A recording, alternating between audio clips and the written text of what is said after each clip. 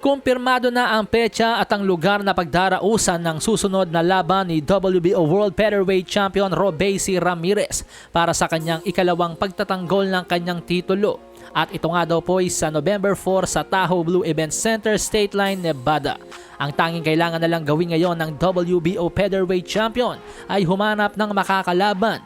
So dahil natalo nga po nitong linggo si Joet Gonzalez sa kamay ni Luis Venado Lopez para sa IBF World Featherweight title, isang voluntary title defense po ang pwedeng gawin ni Robeisy Ramirez dahil si Joet Gonzalez daw po mga amigos ang number 1 contender din sa WBO title ni Robeisy Ramirez. So ibig sabihin po mga amigos, hindi pa makakalaban si Joet Gonzalez kaya walang mandatory si Robeisy Ramirez ngayon. So voluntary title defense ang mangyayari. Ibig sabihin malaya siya makakapili na makakalaban.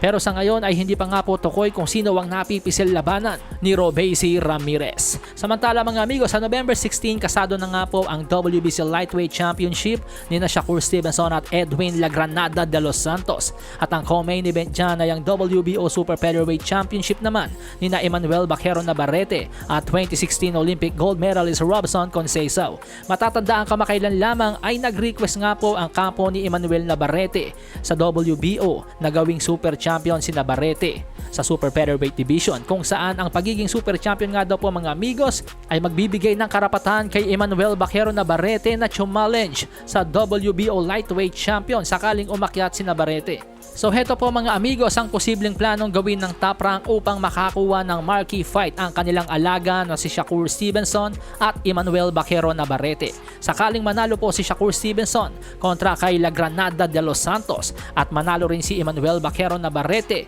kontra kay Robson Conceição sa darating na November 16, posibleng ikasa ng Top Rank ang Shakur Stevenson versus Emmanuel Baquero Navarrete sa susunod.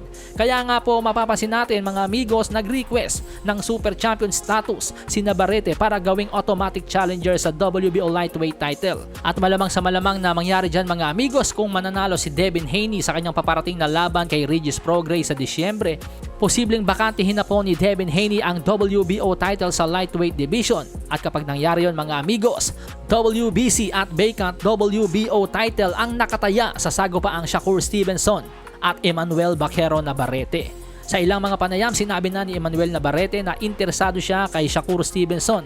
Ganon din naman si Shakur Stevenson gustong i-welcome ang paikipagtuos kay Emmanuel Navarrete kung aakyat ito sa lightweight. So kung ganyan nga talaga ang pinaplano ng Top Rank, abay napakagandang hakbang po niyan mga amigos para sa Top Rank. Dahil nakita naman po natin na hihirapan silang bigyan ng magandang laban o malaking laban itong si Shakur Stevenson.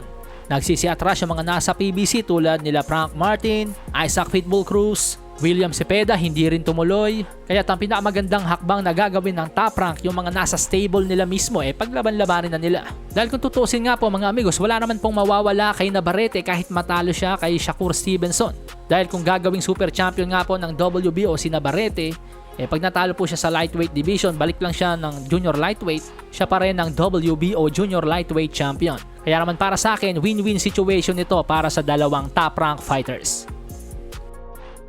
Sahin ang baraha, patunayan mo sa'kin ha. Sino man ang mabunot na kalaban, di ka tatakbo ha. Sa bayan ko sa bayan, papalag ako para